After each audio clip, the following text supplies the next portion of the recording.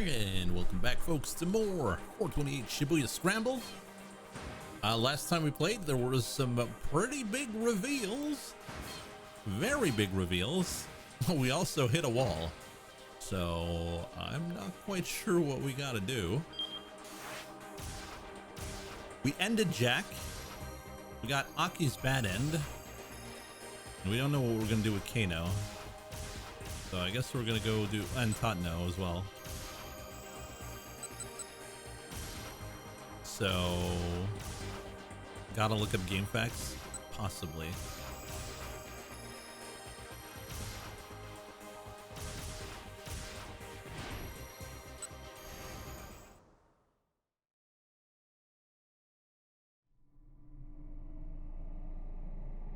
Tatno said. Well, we tried try anything funny and I'll make sure you regret it. We'll go with I don't want to pull this trigger if I don't have to. It's not that you don't want to pull that trigger, it's that you can't pull that trigger. Kanan took another step closer. You're still traumatized from that time you let your friend's wife die. How do you know about that? Tatno was shaking now, his aim wavering. I heard you talking with the younger detective up on that rooftop. I was right, she had been there. Let's test my theory out. Kanan pointed her index finger at her own heart. If you think I'm Alfred, then shoot me right here. Huh? The corner of her mouth twisted up. You can't do it, can you? Tatno's gun hand shook all the more. You're afraid to pull the trigger. It was as if her words were a spell that she was casting over him. You can hardly even stand the thought of pointing your gun at someone. Katone's final moments flashed through Tatno's mind.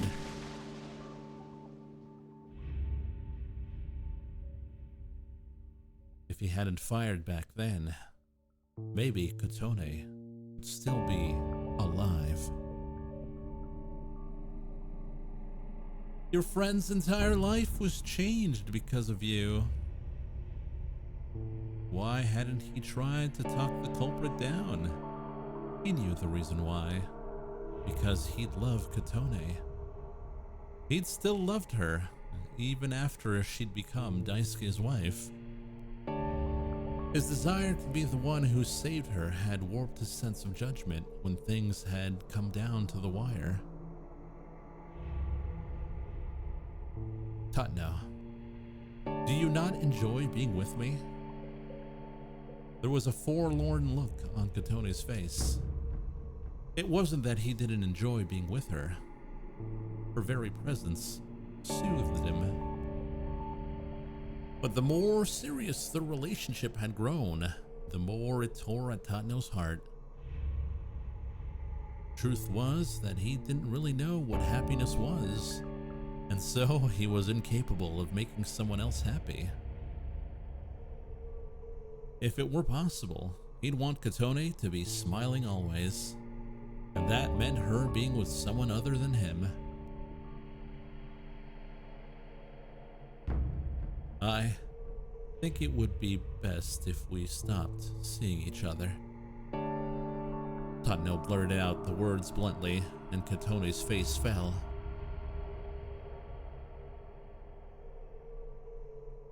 He hadn't broken up with her because of any lack of feeling for her. This is an NTR game. Okay. Rather, the impulse had actually sprung out of his pursuit of human warmth, and his growing fear of losing it. He'd just been so uneasy. More than anything, he'd been afraid that he wanted too much love and affection from Katone.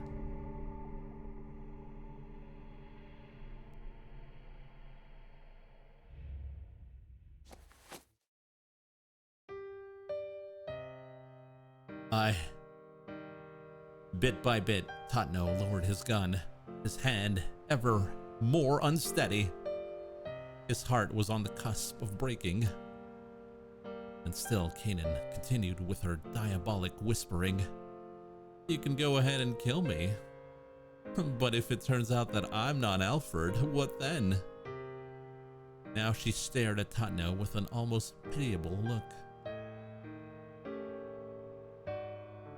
You'll have once more done something that you can never undo. Something I can never undo?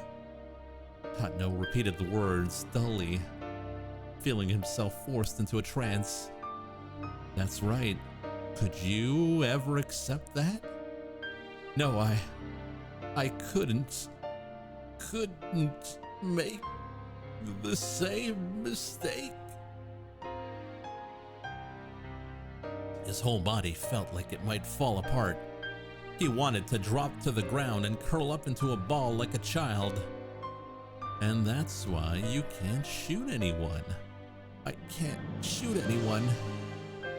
As Tatno muttered the words, Kano's face appeared in the back of his mind. I can. Tears fell from Kano's eyes as he looked down the barrel of his gun at Tatno. He'd become a detective who didn't lose sight of what he was supposed to protect, no matter the situation. Kane! Oh, nearly. Tatno had nearly forgotten. Nearly abandoned his inward promise to be a detective worthy of that final salute Kano had given him. He brought his gun back up to bear. Don't be absurd, Kanan mocked. You can't shoot anyone. Actually, I can. The words creaked dryly from Tatno's throat. When there's something I'm supposed to protect, I can shoot. The memory of Kano weeping but taking aim had given him the resolve he needed to face down an opponent who ought to have terrified him. I learned that from someone who was terrible at his job. Was it me? Kanan's eyes went cold. Immediately, she lifted up her gun again. Once more, their eyes locked, sparks of hostility crackling between them. But almost immediately, Tatno could sense the difference in skill between his opponent and himself. The young woman radiated a deadly aura. The force of her stare was like a knife pressed to his throat.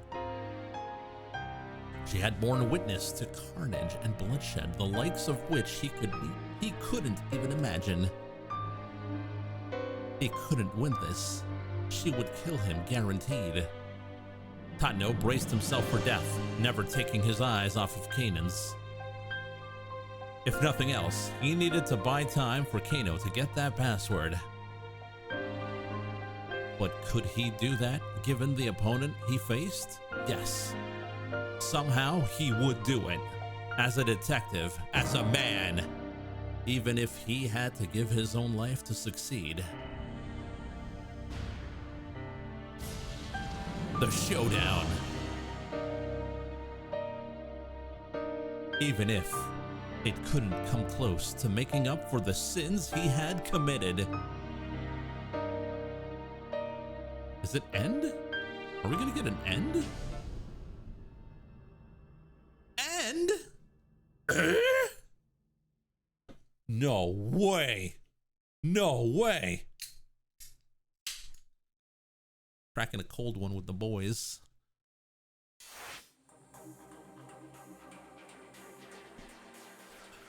C for LNS. We should have continued Obra Dinn. All right, so we got two of them. We got Aki on a bad end or Kano.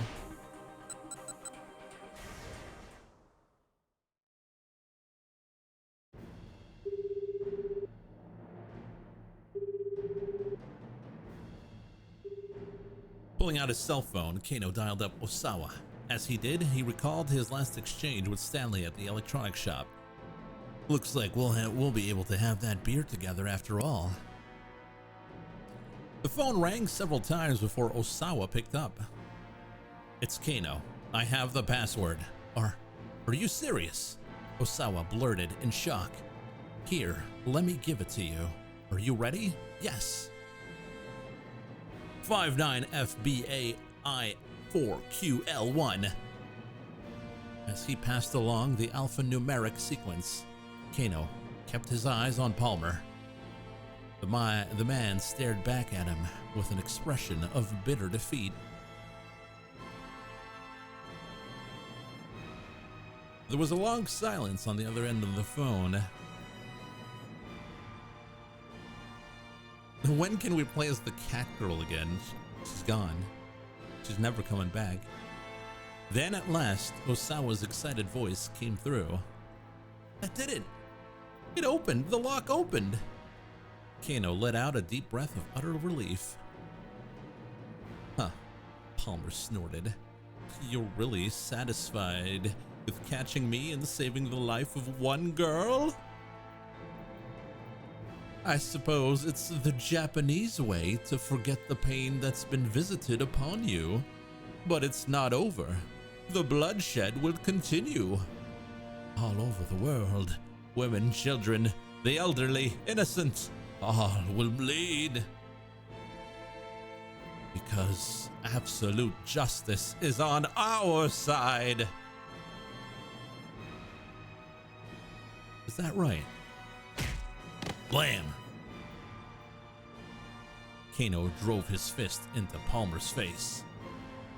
There was no such thing as absolute justice. It was that kind of blind faith that kept the world in conflict. Well, this sure is quite the mess. It's the director. Whirling around in surprise, Kano saw Kuze standing there. Director Kuze. He bowed his head apologetically. He may have apprehended the criminal mastermind, but only because he ignored a direct order to place Maria under quarantine. I'm sorry, sir, but save the apology, Kuze interrupted. You're the one who solved the case. You did good, kid. Once again, Kano bowed, this time even more deeply. Oh, and one more thing, Kano. Yes, sir? Sasayama has regained consciousness. I thought you'd like to know. Our old partner. Sasayama. They were able to save him? I got a call from the hospital. Looks like he's gonna pull through. That's great. Really great news. Tears of relief came to Kano's eyes. And if Osawa was able to get the lock at the lab open, he should have also been able to get Maria the antiviral without any further difficulty. Kano dragged Palmer to his feet, then undid the handcuff from his own wrist, using it to properly bind his captive. The metal ring snapped shut with a soft, satisfying click. Palmer limply hung his head. It was over. It was all finally over. It really had been quite a day, Kano reflected. Beyond all the challenges he'd faced, he had come face to face with his own shortcomings. Now he knew what a long way he had to go to be the man he wanted to be. But at least he learned what it truly meant to be a detective. Huh? Kuze was muttering to himself nearby. I mean, you don't even look alike, but... The director shook his head and cleared his throat. You know, Kano, for a second there, you look just like Tatno. Really, sir? Kano smiled, fussing sheepishly with his hair. whose his words were the finest praise he could have ever asked for. Someday, he hoped he really might be a detective like Tatno. No, he decided he would be. And until then, he'd never give up on that dream. It might be a long, long road, but he would walk it. Kano looked up into the sky. The neon lights of the city shone from all over. This was the same old Shibuya that it always was, but one that he looked at now with new eyes.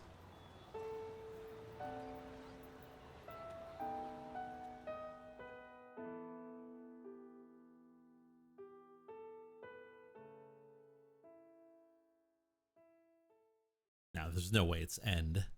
Keep out? Huh?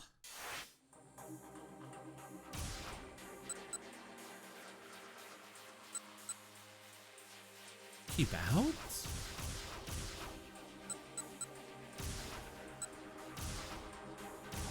From where?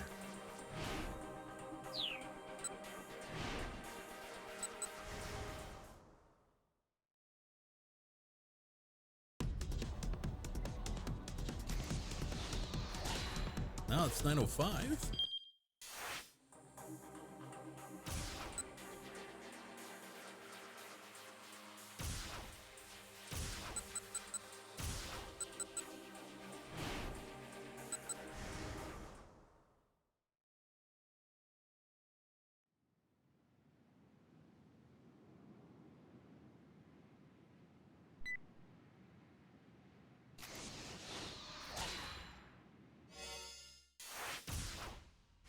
There we go.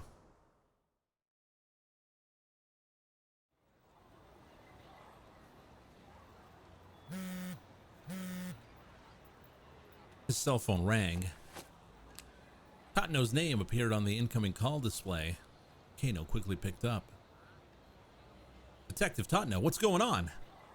You need to get Hitomi Osawa to safety immediately. Alfred isn't trying to get at her blood. He wants her eliminated. What? Tatno wasn't making any sense. Alfred Palmer had already been arrested. The threat was over now.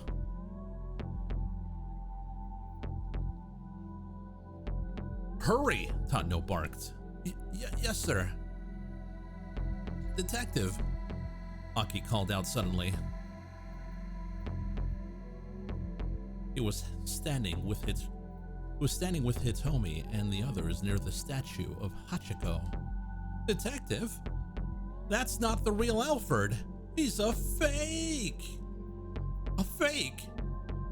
Yeah, I just got a call from Stanley. Kano didn't want to believe it. If this Alfred was just a decoy, that meant the real culprit was elsewhere, still on the loose. Aki's voice rang with desperation.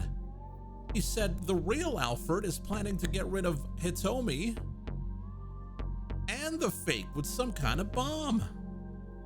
To get rid of Hitomi? That lined up with what Tatno had just called to warn him about. It must be true then.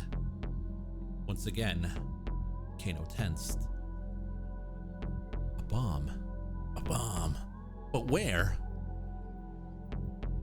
Get me the Explosive Ordnance Division, someone squawked. What is the Explosive Ordnance Division? It's a team made up of the Tokyo Metropolitan Police Department Security Bureau's 1st, 2nd, 3rd, and 6th Riot Police units, as well as the support vehicle unit. Oh, we got some curries here. Give me a second. Division members are trained in explosives disposal. Typically, a dangerous explosive is frozen with liquid nitrogen, then moved away. Refund me. I ain't refunding no one. You want the squawky voice? You bunch of children?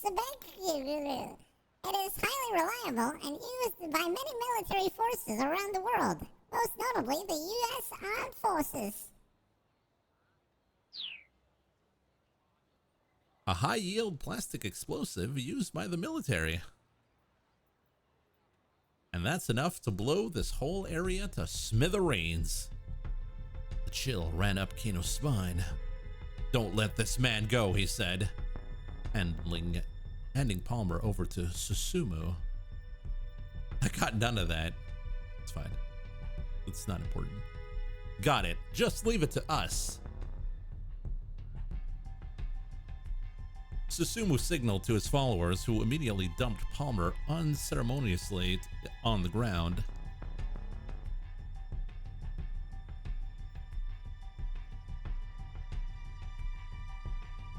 Kano carefully inspected the inside of the attaché case. Aki had found a false bottom in the case. The space between it was indeed packed full of plastic explosives. Set within it was what looked like a detonator. Kano didn't know much about bomb disposal. He'd only been taught the very basics during his police academy training. Nonetheless, something drew his eye. A microphone. There was a parabolic microphone attached to the detonator. In all likelihood, the detonator has been set to go off in response to some sort of sound. Hey, detective, is that thing gonna explode or not? Aki's voice was shaky. It looks like it's sound activated, but it hasn't gone off just from having people talking nearby. That means it must be set to explode in response to a specific sound trigger. A specific sound, huh? Aki took a moment to think. That's it. It must be Hitomi's ringtone. That's why Stanley had me power her cell phone off. So that means we're safe then, Hitomi asked. It's not gonna explode, right? Kano had to fight back any feelings of relief. They couldn't forget that this was Alfred they were dealing with. Assuming they were safe would be a dangerous mistake. Carefully lifting up the detonator, Kano spotted another cable connected to the bomb. Calmly as he could, he tried to remove the plastic explosive from the attaché case.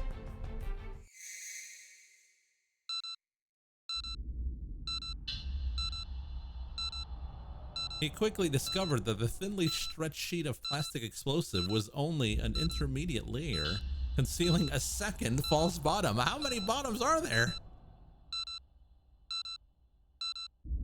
A small timer had been set beneath it. There's not just a sound trigger. Kano's mouth had gone dry. His voice came out as a whisper. The bomb has also been fitted with a countdown timer. Stanley had been right on the mark. The ringtone of Hitomi's cell phone would trigger the explosion. That way, Alfred could eliminate both her and his stooge, Palmer, at the same time. But just in case the sound trigger was discovered. As a backup, the bomb also had been rigged to explode after a set time.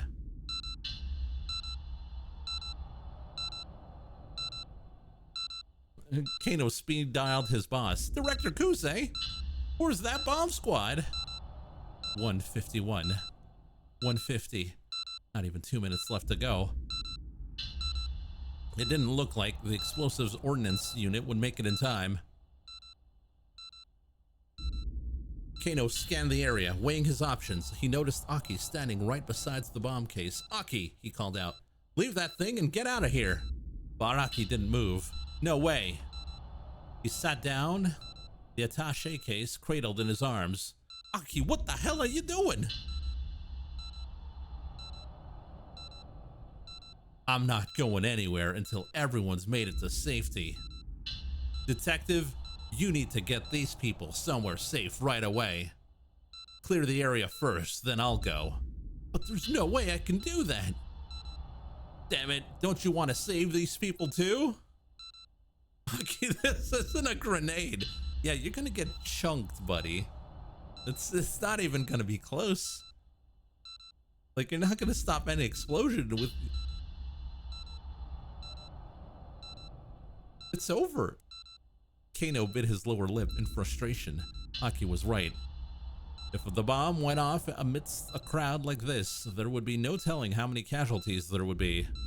He needed to do whatever he could as quickly as possible.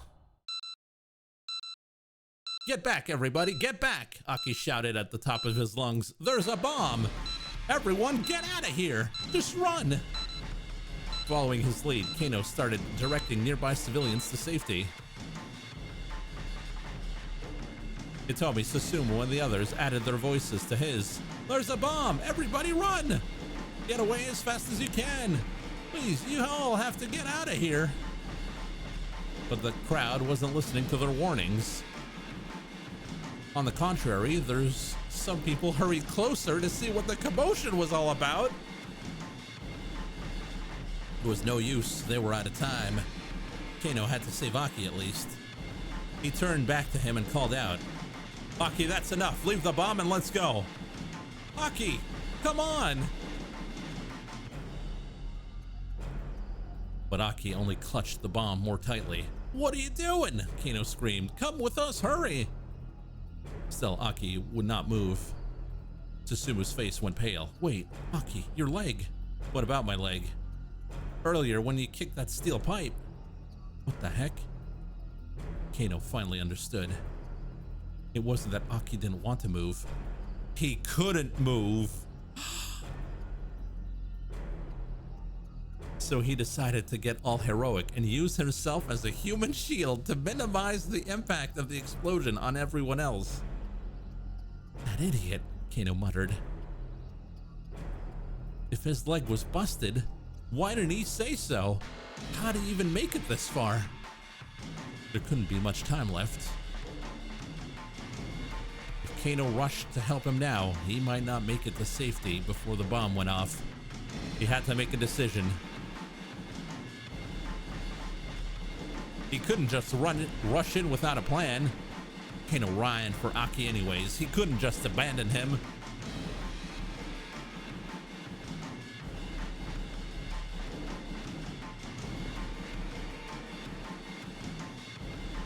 Kano ran for Aki anyways. He couldn't just abandon him.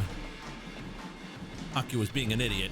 He wanted to sacrifice himself for the greater good, but Kano wasn't going to let him do that. To have someone else be your shield, to have them give up their lives for yours. Aki had no idea just how hard that would be on the people he left behind, even if he did save their lives. And until he was capable of comprehending that, Kano wasn't just gonna let this kid die. He reached Aki in a matter of moments and grabbed him by the shoulder hard. Let's let go of the case now. But Aki reflexively hunched lower. What the hell are you doing, man? Why'd you come back here? Just come with me. We have to get out of here. Look, you need to run. I can't move. Oh, you gotta be kidding me.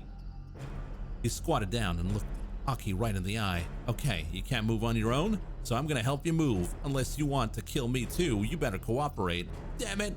Don't be a fool, man. The strength ebbed from Aki's hands, wasting no time. Kano pulled the case away, then slipped an arm around Aki's side. Their legs got entangled as Kano dragged Aki to his feet. Come on, run! The detective shouted when they were upright at last. They needed to get as far away as possible in the few seconds they had left. Kano didn't know how big the explosion was going to be. Palmer said it would be enough to blow the whole area to smithereens. It would be enough to blow the whole area to smithereens, though, and there had been true terror in his voice when he said it. They just needed to keep moving, keep running as far as their legs would take them. Aki! Hitomi shrieked. Blammo. But it was not enough.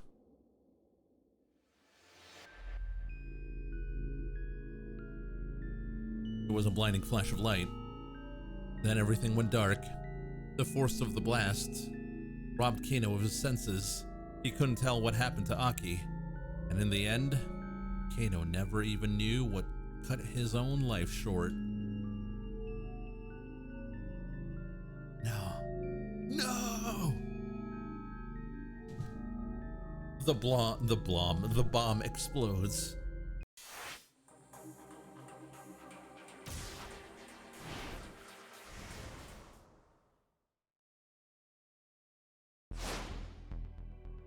Then Aki turned to Kano's direction. "Detective," he shouted. Kano was already looking towards him, seemingly already aware that something was amiss.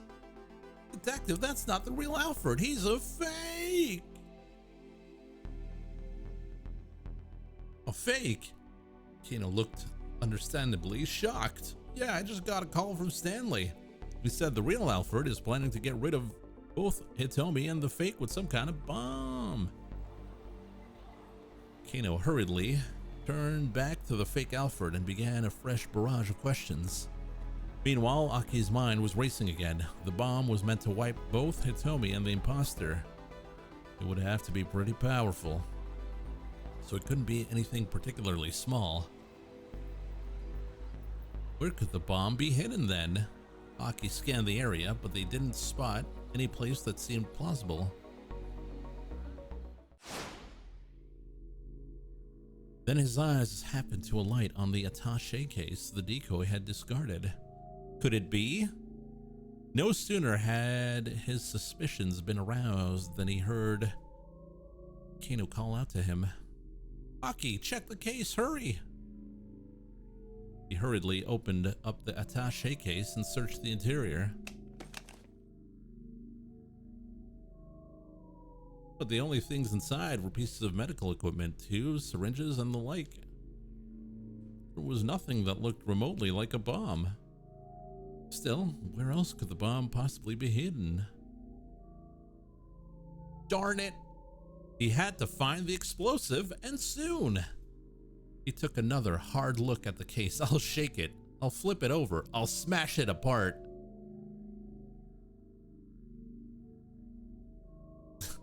Oh my god, JC, a bomb. A blom. You guys are pretty funny. Hilarious. Smash it apart. Aki lifted the case high overhead, intending to hurl it against the ground.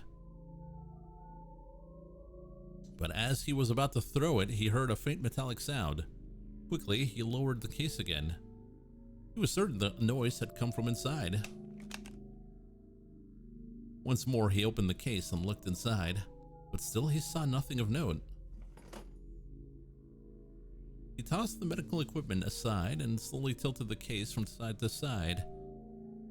Although it looked empty, there was a distinct sound of something metal sliding back and forth. Hold on, could it be? Aki tugged at the case's inner lining, quickly tearing it free. Bomb. A blom.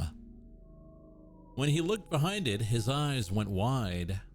A thin layer of something that resembled white clay had been affixed inside the cover of the case. Several wires connected to a small electronic device. That was it. The bomb really was inside the attaché case. "Here it is!" he shouted to Kano. "I found it!" Kano hurried over, bringing his captive with him. "There, Mr. Palmer, take a look." When he saw what was inside the attaché case, the fake Alfred went pale. "No, it can't be. Alfred, why?" His voice was hoarse with betrayal. Then he broke into... Yeah, we did this. "Trusting someone really does make you blind. Such a simple, childish ruse. And it went right under my nose." The fake Alfred Palmer looked over at Kano. "We need to get out of here immediately," he said. "That right there is C4, a high-yield plastic explosive used by the military. And that's enough to blow this whole area to smithereens." "Blow the whole area to smithereens?" Aki pictured Shibuya reduced to a blasted ruin. Meanwhile, Kano frantically began searching the inside of the attaché case. "Microphone," Kano muttered. "Hey, detective, is that thing gonna explode or not?" Why is Palmer now the count? Why not? He's the count now. "1 bomb, 2 bombs. 1C, 2C, 3C. Oh, it's C4. I missed my joke. It looks like it's sound activated, but it hasn't gone off from having people talking nearby.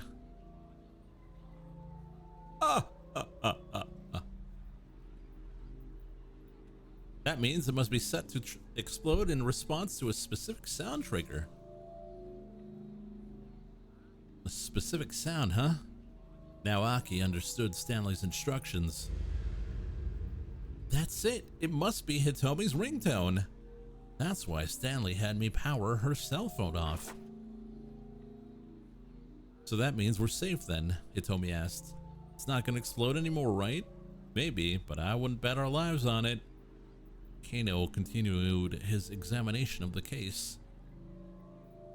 He carefully loosened the bomb and the cables, pulling them away from the lid of the case. The sight made Aki's heart leap. Then Kano went shock still, as if caught in a hungry predator's gaze.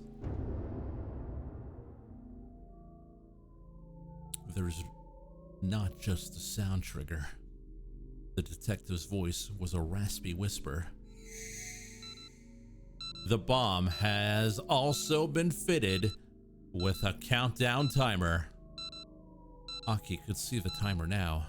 It had been planted underneath the plastic explosive. His blood ran cold. Director Kuze, where's that bomb squad? While Kano made a desperate call to the police, Aki picked up the attaché case and peered inside. The digital timer was steadily ticking down the seconds.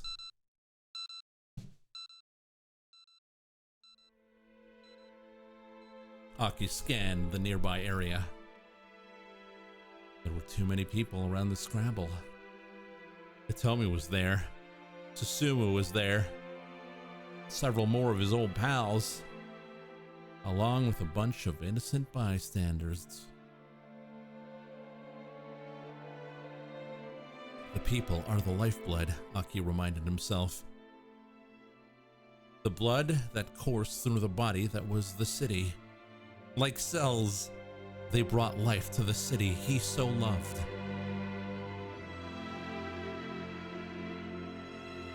And Aki wanted to be one of the red, or was it white? Blood cells of Shibuya. Aki, Kano called out, leave that thing and get out of here. No way. Aki sat down, cradling the case in his arms. Aki, what the hell are you doing? I'm not going anywhere until everyone's made it to safety. Detective, you need to get these people somewhere safe right away. Clear the area first, then I'll go. But there's no way I can do that. Damn it! Don't you want to save these people? Aki snapped. Kano bit his lower lip. Hitomi wrapped her arms around Aki from behind. Aki, don't do this. Hitomi, you need to get out of here too. Why? Why are you acting so crazy? Tears blurred her words, and he could feel her trembling against him. It doesn't matter. Just get as far away as you can. No, I'm not leaving you. After the day they spent together, Aki knew full well that telling Hitomi something once wasn't enough to get her to listen. Lucky, would you jump on a grenade for us? How big is the grenade? That stubbornness was one of the many things that made her so amazing in his eyes. Hitomi. Aki clasped one of her hands tightly.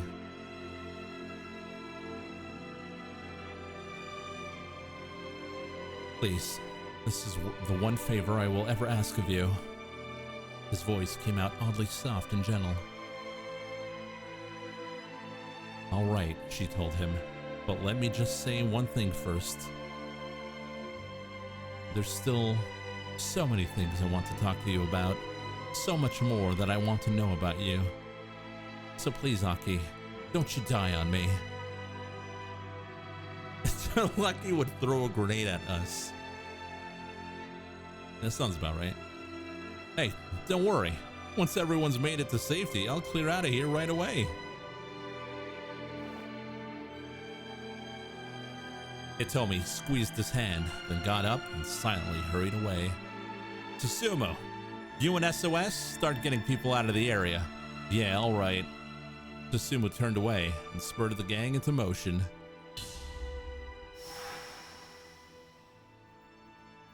Then for an instant, Aki's eyes met Kano's. Aki gave a tiny nod and looked down at the timer. 1:19, 1:17. Get back! Aki shouted at the top of his lungs. Everybody get back! There's a bomb! He held the attaché case tight against himself as he continued shouting. He ran his voice raw, trying to warn the crowd away.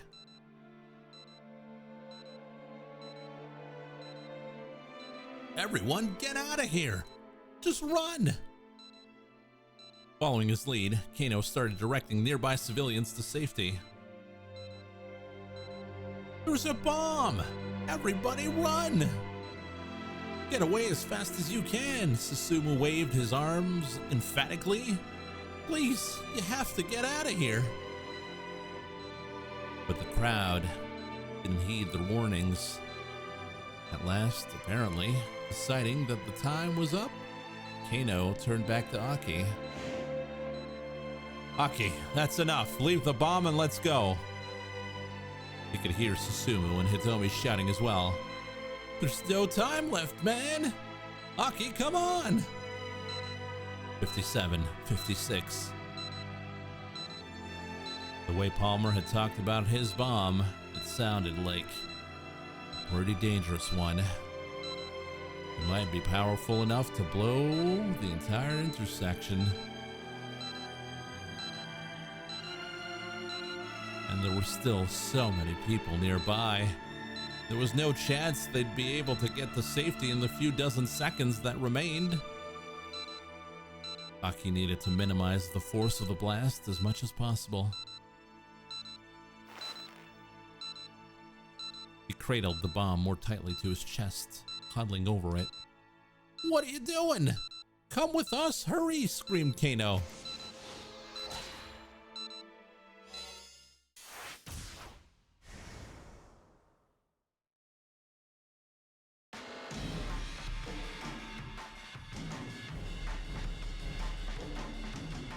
Still, Aki would not move. Susumu's face went pale. Wait, Aki, your leg.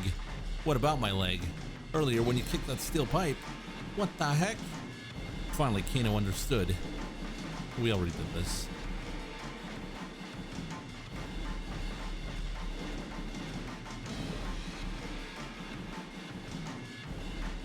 He couldn't just rush in without a plan. The detective needed both a cool mind and a fiery spirit. The more heated the situation was, the more he needed to stay cool. He could feel the muscles in his legs begin to stiffen. He did his best to slow his racing heartbeat as his mind sought desperately for a way out of this situation. But his eyes remained fixed on Aki, holding that bomb in his arms. Knowing that it could explode at any moment made it almost impossible to think. The harder he tried to calm himself, the more his panic grew. He cursed himself for not leaping into action immediately. He should have acted before thinking. That was the only thing he was good at. And still, he stood frozen, staring at Aki. Then he felt the hairs rise up on the back of his neck. White smoke was pouring from an approaching minivan.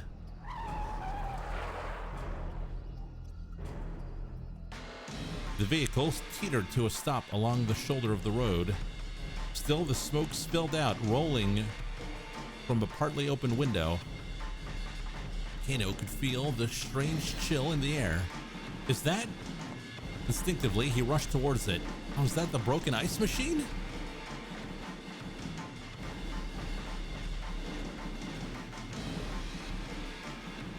Peering through the minivan's window, he saw a clunky box-shaped device in the back.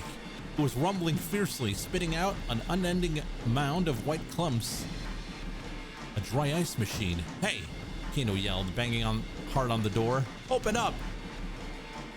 By freezing a bomb that used an electronic activation trigger, it was possible to kill the battery cell and deactivate the detonator. The explosive ordnance unit that used liquid nitrogen. The explosive ordnance unit used liquid nitrogen, but maybe dry ice could work as well. What is liquid nitrogen? Nitrogen that has been cooled to a liquid state with temperatures below 195.8 degrees Celsius. Hey, I'm sorry, it's been 30 minutes, boys.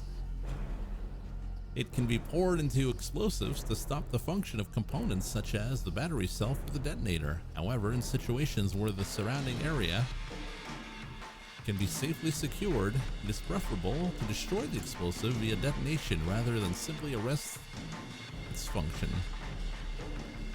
The curry stack.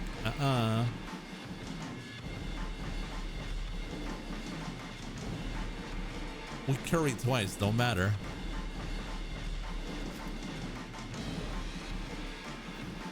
Carbon dioxide in solid state. Because it evaporates at 79 degrees Celsius at standard atmospheric pressure, it must be kept refrigerated or it rapidly dissipates into mist. Thus, it's used in smoke fog machines. The odds of dry ice being able to stop the detonator of a bomb are quite low. Battery cells do lose electromotive force in a sub-zero environment, but there's no guarantee that this would actually work.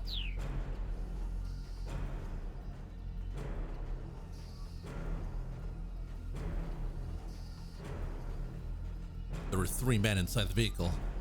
Kano shouted at the one in the driver's seat. I need to borrow that machine. Huh? The man replied in a lethargic drawl. No way, man. We haven't even paid this thing off. There was no time to explain or negotiate.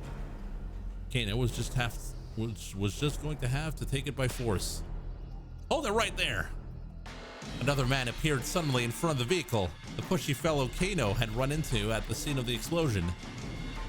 You guys are with the Wandering Angels theater troupe, yeah? He said to the van's occupants. What is the Wandering Angels? Episode 6, the finale. The minivan carrying Tsuka, Brando, and Amo veered wildly through the streets of Shibuya, leaving a trail of white smoke in its wake. The trio, now definitely impaired by oxygen deprivation, came close to causing several accidents. Teetering on the brink of consciousness, they were still trying to reach Endo Electronics when they ran into Kano and his companions instead. After Kano takes the machine off their hands, the 3 will happily head back to the theater, clean up, crack open some beers, and look back over a one long crazy day. Finn!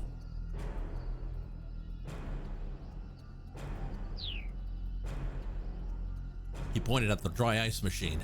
That thing's defective. The guy from the electronics store said he'd refund your deposit. Huh? For real? Yeah, he told me to tell you that the machine had been recalled. We'll bring it back for you. So hurry up and open the door. Yeah, okay. The newcomer helped 3 men unload the dry ice machine from the minivan, then he turned to Kano.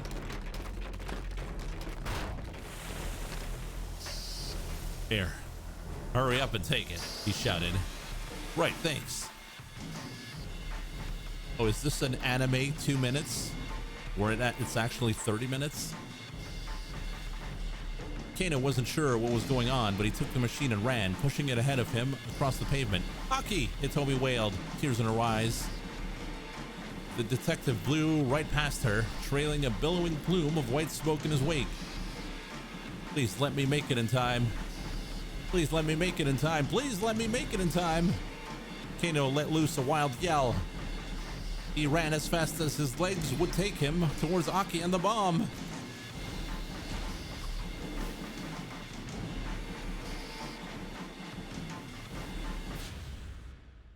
To be continued.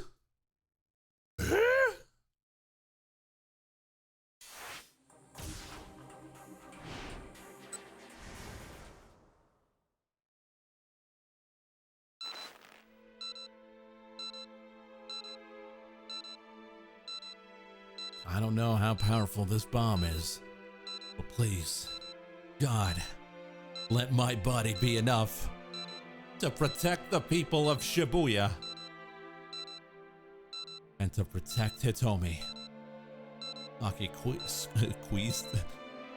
squeezed his eyes tightly shut. I'm sorry, Suzune. Looks like I won't be able to keep visiting you in the hospital anymore. You'll forgive me though, right? I stuck it through to the end, just like you told me to. I didn't call it quits part way though. And so whatever you do, you can't let that disease beat you. Don't you dare let it beat you. Aki drew a deep breath as he finished his solitary little prayer. He couldn't have more than a few seconds left to go. Aki! It was Hitomi. He was glad that her voice was the last thing in the world he would ever hear. Or so he thought. Aki, bring the bomb over here! Huh? That wasn't Hitomi's voice. Aki opened his eyes and saw Kano racing towards him, pushing some big, weird piece of machinery.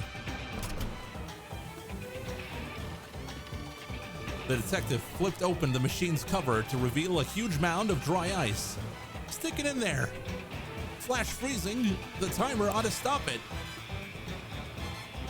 Aki did as he was told, shoving the attaché case into the dry ice. Kano helped him pile more dry ice on top of it. Let's hope that's enough, Kano exclaimed. He looked like a man desperate for a miracle. They could see the timer display through a gap in the frozen hydrogen, still counting down. Oh no! Are they gonna do it? Was this not going to work? Aki and Kano held their breaths. To be continued.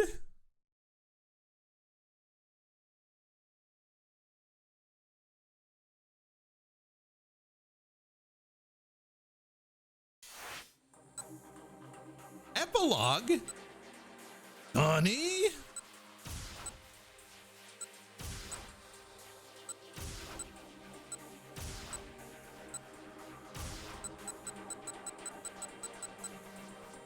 So much epilogues. Oh, they all lead to epilogue. Okay. Kanan's friend. You're really stretching this out. I'm doing the game. She felt a hand firmly clutching her own as she hazily returned to consciousness.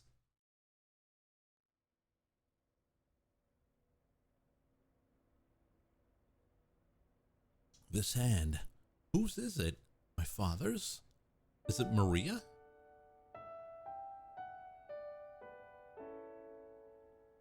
Maria's eyelids slowly drifted open.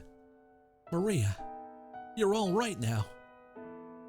Her father was indeed beside her, holding her hand. A surprising warmth radiated from his slender, bony palm. Dad? She was lying on a sofa. She craned her neck to look around, still trying to process what was going on. There were several monitors set up around the room.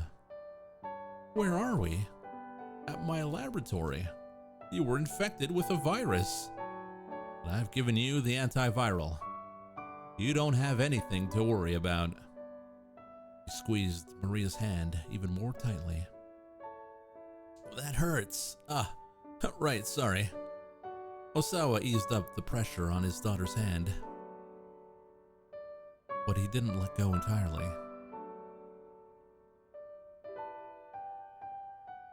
This feels so strange, Maria muttered, staring up at the ceiling.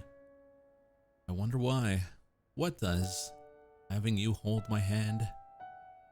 I used to hold your hand like this when we would go on walks together, when you were little. I doubt you remember that, though. Maria considered. It was true. She didn't have any clear memory of her father holding her hand like this. And yet, the touch of her father's palm felt distantly familiar.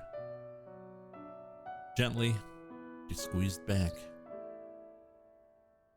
It's been a while, hasn't it? She said. I mean, me looking at you in the eye while I'm talking to you? That's only because I didn't look you in the eye. Osawa hung his head. I'm so sorry, he said. Please, forgive me. I never meant to hurt you like I did. Wait, hold on. Maria was taken aback. I don't know what you're talking about. What do you mean, hurt me? Back on that rainy day. Osawa told Maria about the day she'd run away from home. About how he'd known where she had gone, but hadn't gone to find her. About how he'd given in to his anger and struck her once she came back home. When he'd finished, he hung his head once more. I'm so sorry. I've been such a terrible father. Maria cracked an impish smile. Oh yeah, I guess that did happen. Osawa frowned. You know, she said, I'd totally forgotten about that. Until you mentioned it just now, I mean. No, I can't believe that, Osawa replied. The way I hurt you, He sounded so disappointed in himself. Dad, it's not like I can let myself dwell on each and every detail of my childhood. I mean, in the 19 or so years I've been alive, I've been hurt in lots of different ways. A child experienced so much more than what her parents knew. That was what growing up was all about. It was a happy thing, but also a little bit sad. Osawa was visibly grappling with his feelings. I see, he said. I guess you have gone through much pain. Well, yeah, but there have been more things that were fun and happy. I see. It's the sum of all those things that have made me who I am today. So please, don't worry so much about the past. I see. Dad, you keep saying I see. Stop it. Sorry. It's just, this is all so difficult to say. Osawa was trying and failing to hold back his tears. Maria wasn't quite sure what those tears were for, but she felt a prickle of embarrassment. Shyly, she looked away and her eyes alighted on one of the monitors. The screen showed a view from outside the lab. Who are these people? She asked, pointing. Osawa looked, and his eyes widened in shock. 3 people with guns were facing off with one another. Maria recognized one of them, Tatno, the man with the cane. Why are those 2 pointing guns at your friend? Osawa's voice was shaking. My friend? What do you mean? The one you met when we went to the Middle East, you know, Kanan. Osawa switched the monitor to show a different camera angle. A close-up of the young woman's face appeared on screen. Maria was at a loss for words. That certainly wasn't Kanan. It was the girl who'd come to tell Maria that Hitomi was going to be kidnapped. Kanan's friend.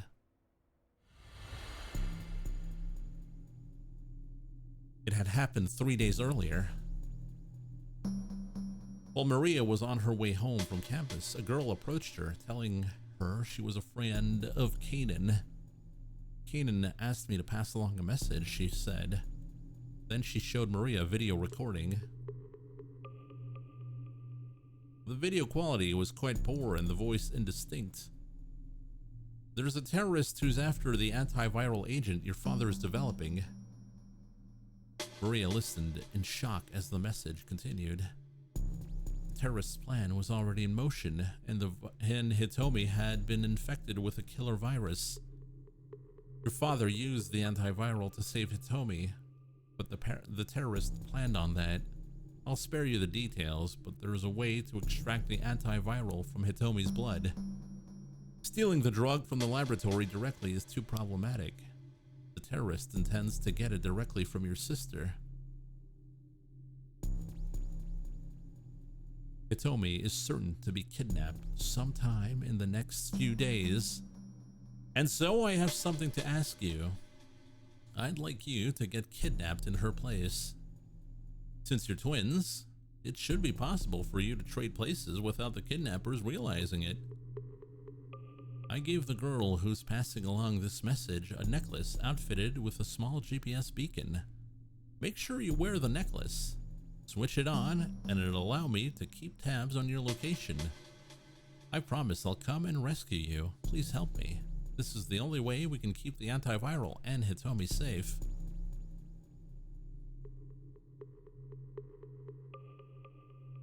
The video ended, and the girl handed Maria a necklace with an ornate pendant and showed her the hidden switch on the back.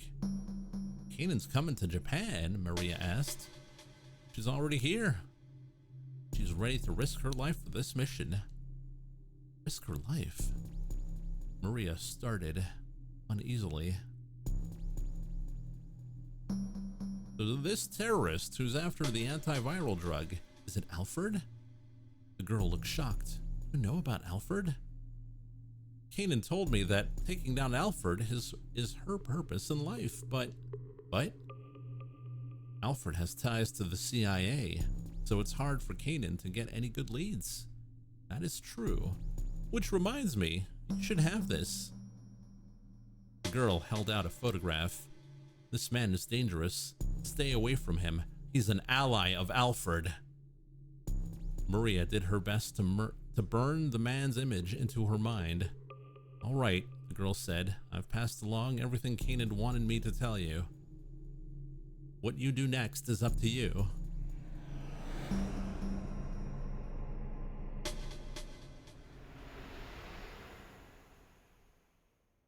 So wait, what the heck has been going on while I was asleep? Osawa recoiled from the ferocity on his daughter's face. That Kanan girl thought of a way to save you. He went on to explain the plan to get the antiviral out of the locked down laboratory. Once again, Maria stared at the monitor. As she eyed Kanan's friend, another memory from before she blacked out drifted to the surface.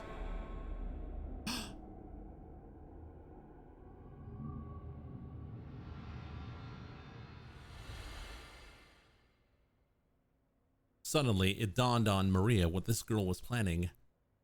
She pretended to be Kanan in order to get into the lab. You know, if Maria woke up, like, at any point in the plot, it would be over. She pretended to be Kanan in order to get into the lab, she said, scowling at the image on the monitor. Osawa looked at the screen and then his daughter's face. Well then, who in the world is she? Maria already had the answer. There was no doubt about it. That girl was Alfred. The instant she realized this, she knew they were in danger. If Alfred managed to infiltrate the lab, there was no way she'd be satisfied with simply getting her hands on the antiviral. She sowed ruin everywhere she went. Something wrong? Osawa asked uneasily. Maria, what is it? Maria's mind was racing. She spoke her thoughts out loud. She's going to kill you so the drug can't be recreated. No, that's not thorough enough. She's gonna destroy this whole facility. But how? Vague possibilities tumbled through her mind, but she couldn't be sure what the terrorist might be planning. She gritted her teeth in frustration. Don't worry, Osawa said. I don't know who that girl is, but right now she's outside the lab. There's no way she can kill me or plant a bomb in here or anything. Yeah, I know. Maria gave a tiny nod, but something gnawed at the back of her mind. Make sure you wear the necklace. Hurriedly, Maria took hold of the pendant that hung around her neck. As soon as she did, she felt a chill run up her spine.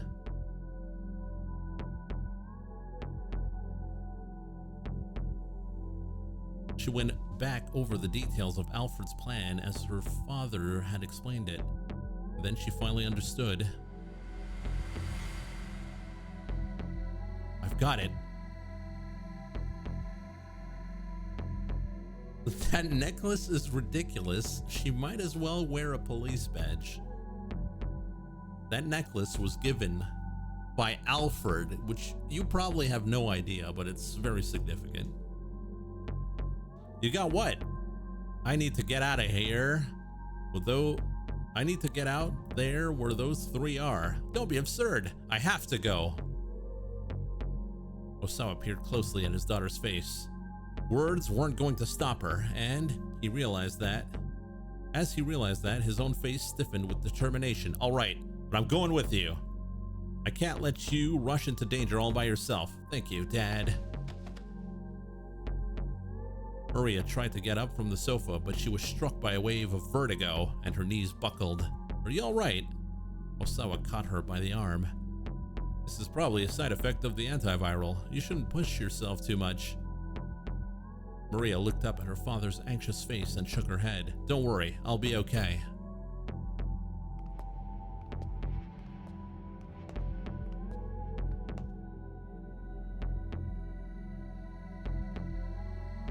Her body was weak with lethargy. Her mind trapped in a disorienting haze. Every step was a monumental effort, but she clenched her jaw and forced herself onward, making her way down the laboratory hallway. A whirlwind of anger and sadness spurred her onward. Alfred was masquerading as Kanan. The cruel truth was all too clear. The terrorists would have never been able to get away with the deception if Kanan were still alive. Which means that Kanan must be. Maria fought to hold back her tears. It was too early to cry just yet. That could wait until after she put a stop to Alfred's plan.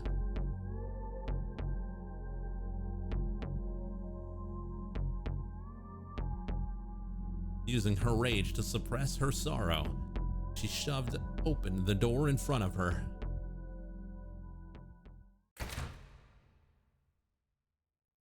That isn't Kanan! Maria's voice exploded into the silence of the standoff. I doubt we're getting better testimony than that, Stanley said, his gun still at the ready.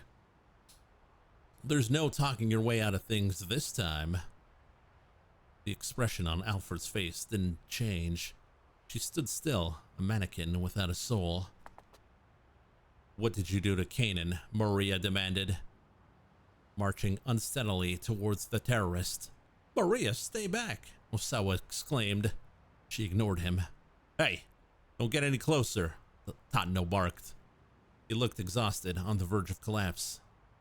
Answer me, Maria cried, still advancing. What happened to Kanan? Still, Alfred said nothing.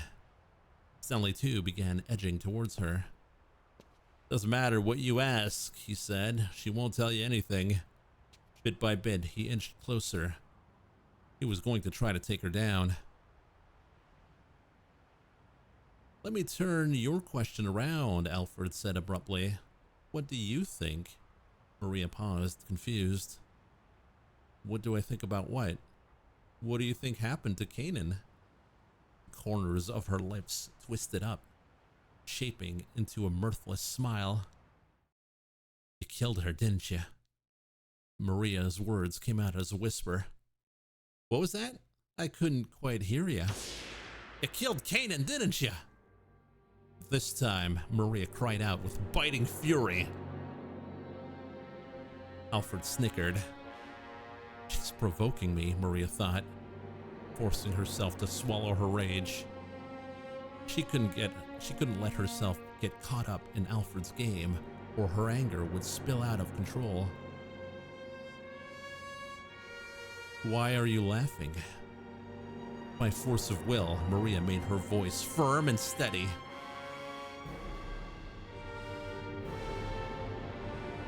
Because I'm guessing you weren't expecting me to show up here. Alfred raised an eyebrow ever so slightly. This thing here, it's a bomb, isn't it?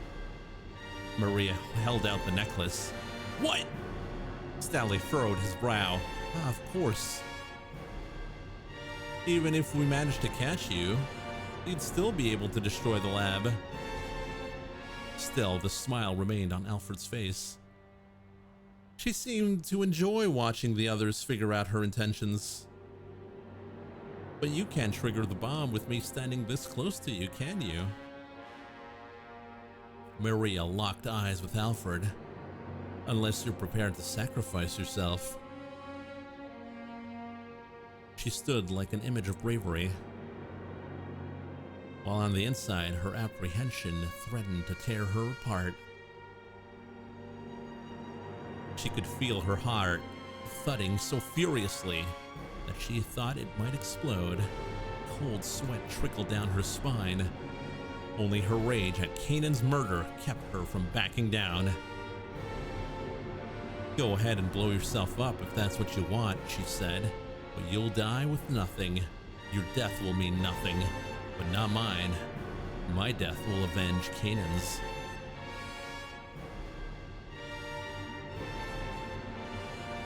Silence fell outside the laboratory gates. Stanley and Totno stood frozen, their guns still trained on Alfred. Both men were ready to pull the trigger at the slightest provocation. Just how long had they been there, staring down one another? The passage of time seemed to slow, seconds drawn into hours. Osawa swallowed audibly. Finally, Alfred tossed her gun onto the pavement and held up both hands in surrender. Stanley wasted no time springing forward to secure her. He gave her a thorough pat down from behind, removed a small device that looked like a detonator from one of her pockets. On your knees! Alfred did as she was told. Good. Now hands behind your head. Try anything funny and I will shoot. Without a word, Alfred placed her hands on the back of her head, fingers laced together. What are you playing at? Stanley growled disdainfully. Finally, realized you can only push your luck so far? She responded with a faint snicker. It's not my policy to resist when things are hopeless. Her tone was detached, her intentions unreadable. Good. That'll make this easy. Stanley kept the barrel of his gun pointed at Alfred's head. This is for my brother. Words hung in his throat, unspoken. A surge of emotion coursed through him. Just a tiny bit more pressure from his index finger, and he could put a bullet right through Alfred's head. His long journey would finally reach its conclusion. But although he had wished for this moment more than anything, his finger did not move. If he pulled the trigger now, would that truly be the end? His mind reeled at the implications. Totno watched Stanley closely, eventually letting out a tiny sigh of relief. They were in this together after all. Now they just needed to be careful not to let down their guard. He kept one eye on Alfred as he went to pick up the gun she discarded, but he was too late. The gun was gone. This is for Kanan! Maria lunged forward and snatching up the gun. Maria, no! Osawa cried. What are you thinking? She ignored her father, taking aim at Alfred's forehead. Kanan's dead, and you're gonna pay. The smoldering rage she fought to hold back blazed up with a renewed fury. Maria, Stanley said calmly, put down the gun. He had nothing but words to stop her.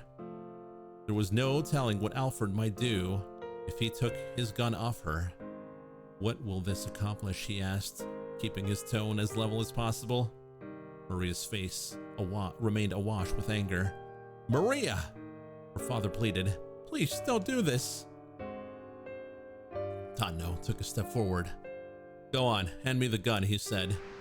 Stay back! Maria's arm trembled as she aimed the gun. Everyone stood frozen, not daring to breathe. Slightest wrong move might bring disaster.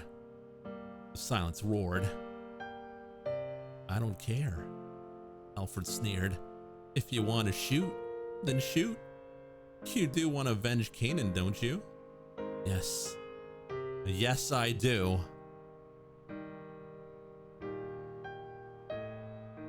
Maria tightened her grip on the gun. Memories of her friend drifted through her mind. To Maria, born into peace, meeting Kanan had been like touching a world beyond her own, a far more complicated world. Maria about to become based. It's true. Kanan had blood on her hands from the time she was a little girl, a walking contradiction of cruelty and childishness. And yet, she had lived her life according to her own unshakable beliefs. Meeting her had made Maria think hard about her own identity. What did it mean to be Japanese? No, that wasn't the question. What did it mean to be Maria Osawa? That was the crux of it all. They had been able to find common ground despite differing ideals, because both possessed an unshakable sense of self. The tense equilibrium came crashing down, and as Maria let out a shout, "This is for Kanan!" She pulled the trigger, but her shot went wide, shattering the window of a nearby car. The sudden gunshot caught Stanley off guard. Alfred didn't miss her opening. She rolled swiftly across the pavement, drawing the small pistol she'd hidden in the ankle holster. Maria hastily tried to aim for a second shot.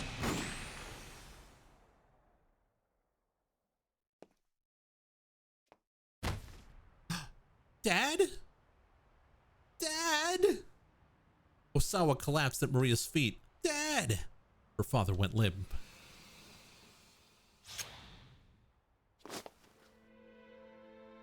Stanley dived at Alfred. He grabbed hold of her right wrist, the one clutching the gun, and slammed her head down against the pavement. She made no attempt to resist. In a moment, he had subdued her.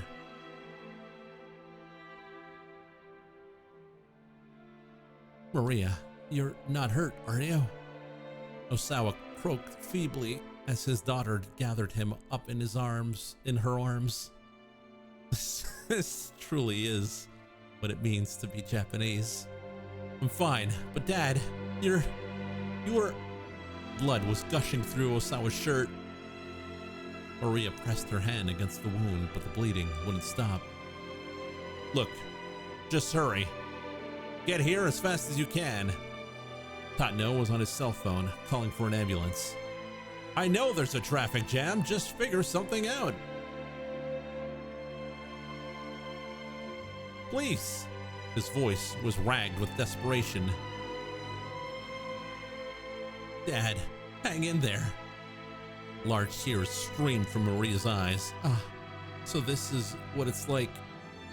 Osawa laid with his head in his daughter's lap, struggling to grasp out his words.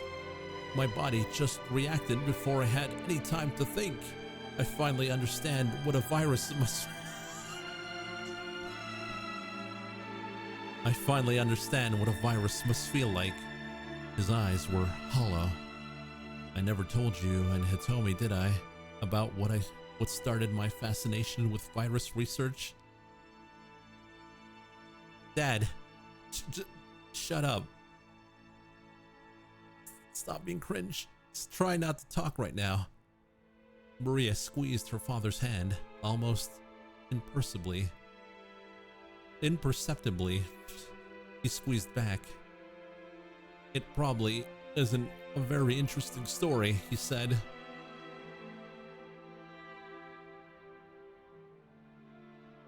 But I'd like for you both to hear it anyway. I know, and we will. After this, I promise we will. Maria's words brought a contented smile to Osawa's face. Contented? I'm glad, so glad. It's all right. Don't talk right now. This time, at least, I was there for you. Osawa slowly shut his eyes. Dad? Maria said, but her father didn't answer. Dad? Don't die! You can't die!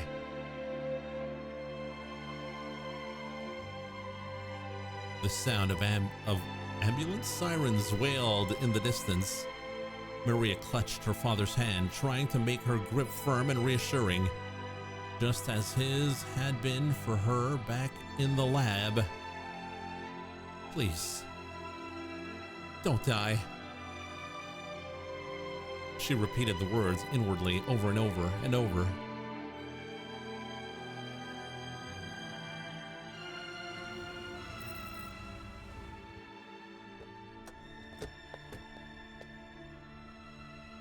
A black car of foreign make arrived at the laboratory and pulled up to the curb. Stanley's superior, Gordon, emerged from the back.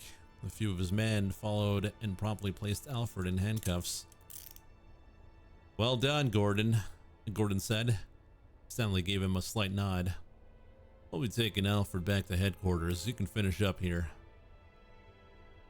Understood, sir. Gordon shoved Alfred in the back seat and slid in alongside her, and the car drove off.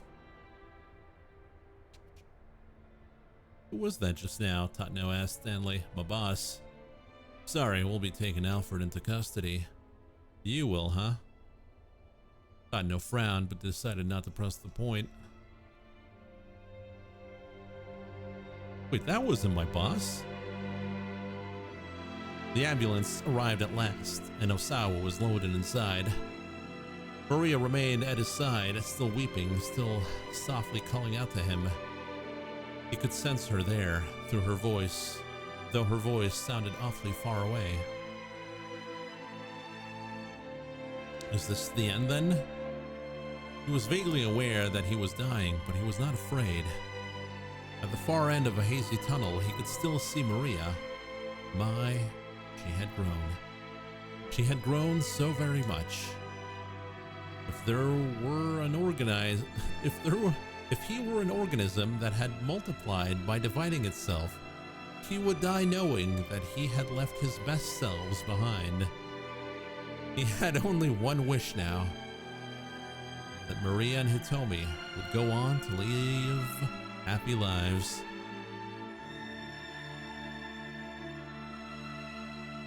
His vision was growing steadily more dim. Tiny motes of light flickered and wavered faintly before his eyes. It looked a lot like the first time he had ever peered through a microscope, and that was enough for him. Okay, sorry, you're right. Unexpectedly, Maria's cell phone rang in Stanley's pocket.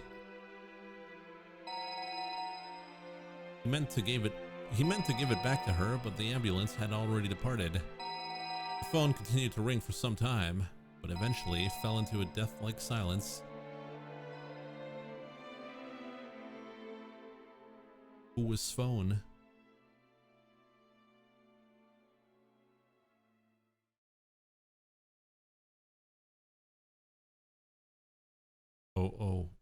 Two. Aki held his breath. He could no longer feel the seconds ticking by. The numbers on the display were changing more and more slowly, but still he watched in fear. It was impossible not to fixate on the countdown. 02. Oh, two. Kano and Aki continued to stare at the timer. 2. It had stopped. The timer had actually stopped. We did it! Aki dropped to his knees with a cry of triumph. The rest of the Shibuya Scramble, title drop, burst into cheers. You are one reckless guy, you know that? Kano held his hand out. Aki grinned up at him. That makes 2 of us.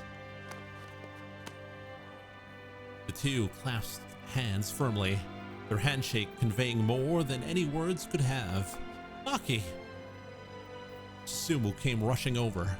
You did it, man. Looked Kano in the back. He was like, yeah, that's a fist bump. I knew you could do it. The 2 bumped fists. Ah, it weren't just me. It wasn't just me, Aki said. Could never have done it without you guys. Susumu smiled bashfully.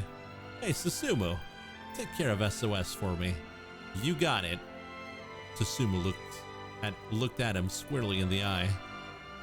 Aki gave a little nod, and the 2 solemnly bumped fists again. Suddenly, there was a blinding flash. Aki spun around to see Chiaki standing there, beaming happily, her digital camera ready for another shot. Hey, everyone gather up! Minarikawa called out to Aki and his pals. You guys are the heroes of Shibuya! Photo time, everyone! Chiaki said. Get ready! The young men struck a pose together. Wait, her too! Minarikawa ushered Hitomi over to stand with Aki. Hitomi. Aki stared at her shyly. It was all thanks to Hitomi that he'd been able to do what he had done. Keeping Shibuya safe. Keeping his promise to Suzune. Hitomi had been his inspiration for it all. There were so many things he wanted to say, but he couldn't get the right words out. Aki, I... Hitomi's cheeks were damp with tears.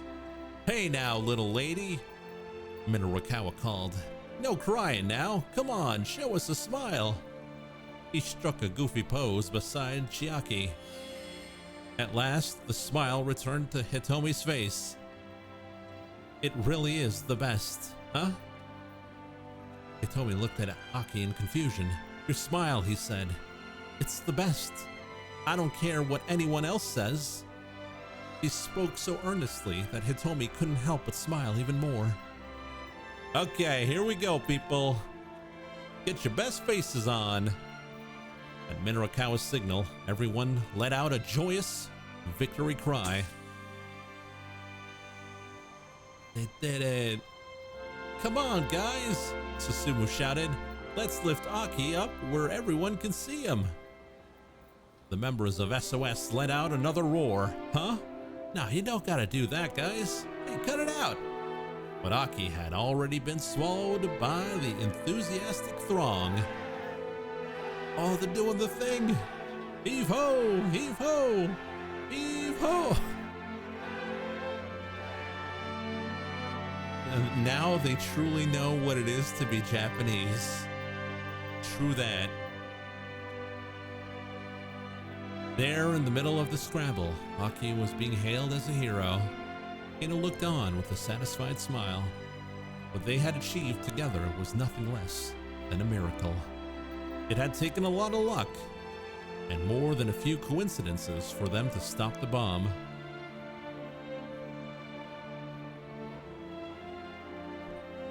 Coincidences? Kano muttered to himself. No, that wasn't right. This was something different altogether. Fate, that's what it was. And not just one person's fate.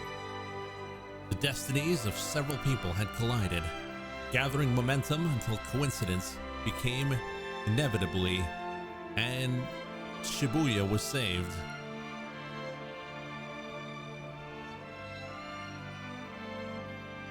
The raucous crowd tossed Aki high into the air again and again.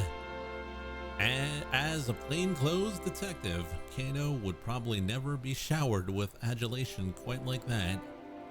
Well, that was alright. A detective's duty was to ensure the safety of the people. He didn't put his life on the line so that he could be a hero. Just seeing all those smiles, that was good enough for him. Kano only needed the approval of one person, and that was Rumi. Rumi. I hope she managed to get out of Shibuya okay. Suddenly worried, Kano pulled out his cell phone. There was a whole bunch of things he wanted to tell her. He couldn't share the whole story, police rules wouldn't allow it, but he wanted to let her know as much as he could. That the kidnapping case had been resolved safely, for instance. That he learned about the tortured past of the detective he so admired. That his partner was going to pull through. And that he managed to finally talk to her father.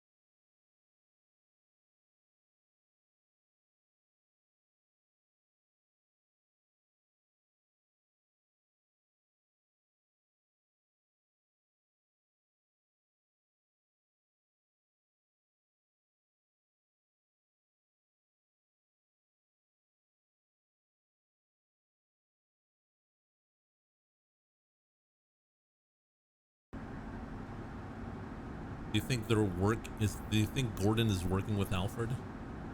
Gordon and Alfred sat in the back seat of the car as the car sped along the highway. Here, Gordon tossed the handcuff key onto the seat beside him. What happened down at the scramble? Alfred asked, picking up the key and unlocking her cuffs. Leyland Palmer was arrested by the Japanese police, and the bomb in the attaché case was defused, apparently. Still, Palmer shouldn't pose a problem once we get him into CIA custody. I see. Much obliged. You really got yourself backed into a corner, though, didn't you? Gordon said. Yeah. I only was able to accomplish half of what I intended. Half? Alfred produced a vial from her pocket. It was filled with a red liquid. Is that Hitomi's blood? Gordon asked. Indeed. I managed to acquire the antiviral, but when? Gordon peered at her bewilderment. When I blew up the minivan. In the dim light of the vehicle, Alfred's eyes shone darkly, like those of a wounded animal. Extracting the blood from Hitomi while she was unconscious had been a simple matter. Saving the girl's life had been more than just a means of ensuring her trust. Alfred had been looking for the right moment to carry out the extraction. Total secrecy was essential. If it became public knowledge that the drug existed and that some of it had been stolen, the value of the UA virus would plummet. Our primary objective was to destroy that research facility. Still, getting our hands on the antiviral is better than nothing. Well done as always, Alfred. Gordon's hard expression softened, but Alfred was in no mood to return his smile. If Maria Osawa had remained inside the facility, her plan would have succeeded. Everything up to that point had gone off without a hitch. The one thing Alfred hadn't anticipated was Maria bringing the bomb outside. She had injected Maria with a knockout drug back at Endo Electronics. It should have kept her from moving around for a while, even after she regained consciousness. And in any case, she wouldn't have expected the girl to just march into the midst of an armed standoff. She had been certain that Maria would never leave the lab. She had misjudged how strong the girl's feelings for Kanan were. Maria's body had been put into a state of torpor. There were a bunch of people pointing guns at each other, and still she had been undeterred. Alfred's plan had hinged on Maria's relationship with Kanan, and ironically, that same relationship had made the plan fall apart. It was true that she had accomplished half her goals, but Alfred still couldn't shake her sense of failure. She softly bit her lip as she gazed out through the car window. The bright windows of a few buildings shone out in the midst of the otherwise darkened city. A group of tiny lights that refused to be washed out by the darkness. The end. Why not? Why does he sound like a Canadian trying to sound like an American that smokes a pack a day? It is what it is. Thank Christ it's over. It sure is. Oh, what's that? White bookmark? What does that do?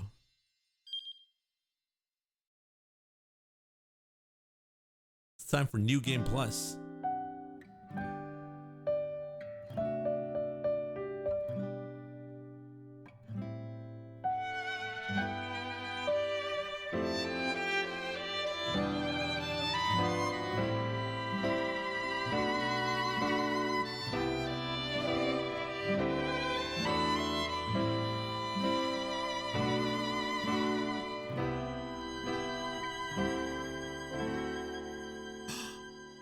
Heartbeat of Spring.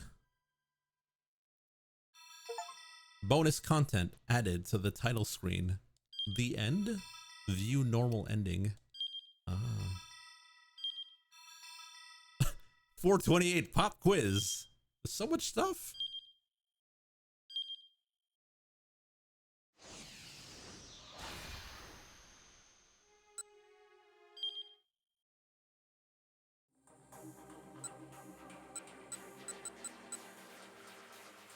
.428 pop quiz.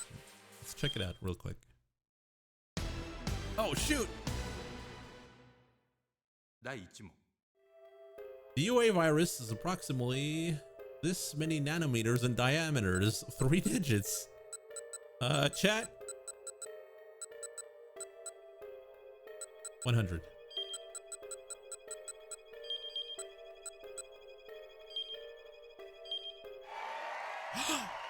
Oh, we got it.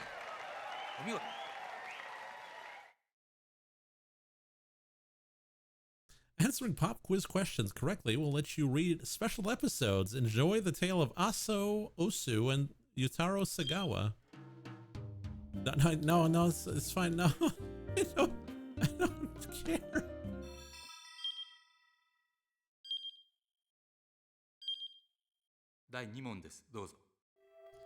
Detective Sasayama's pet name for his wife.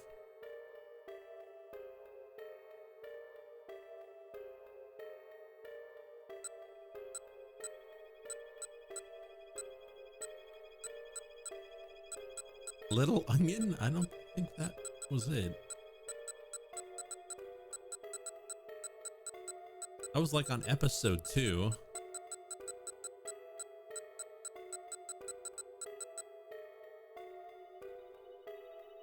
Little Soybean. I don't think it's that.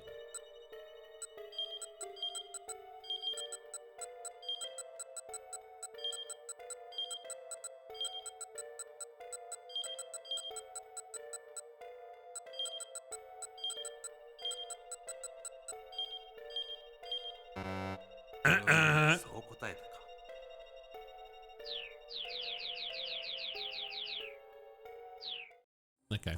I don't really care, but that's neat. So I do believe we will call it there for tonight. Hope you guys enjoyed it. Don't forget, we got another stream in 2.5 hours. We're going to be playing Elden Ring. So tune into that if you're interested. And if not, thanks for watching. We'll see you next time.